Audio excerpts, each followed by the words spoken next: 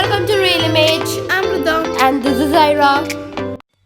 The materials that are required are color paper, cardboard piece, scissor, glue and a circular object.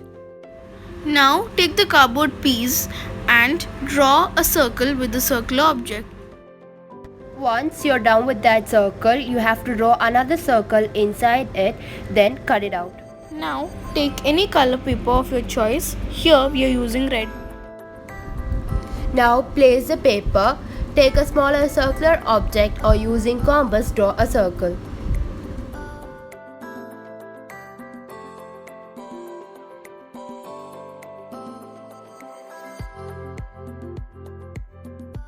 Now draw more circles in the same way. Now cut them. Now you can draw the pattern as shown and cut it. Now roll it starting from the end to beginning as shown below.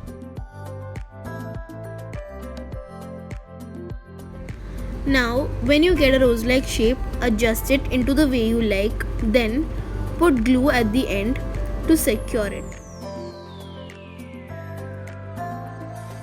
Once you're done with that, you can take the cardboard piece and stick the roses accordingly.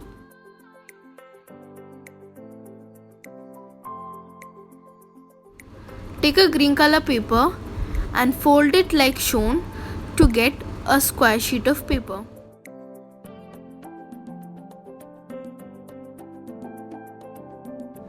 Now cut the paper in half.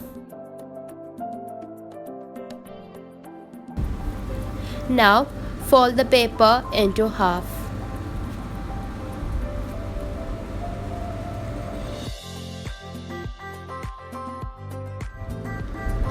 Later, cut the paper as the pattern shown below. Later, fold it as shown. Continue the process until you are done with the paper. Once you get the paper like so, fold them into halves. Later, glue them.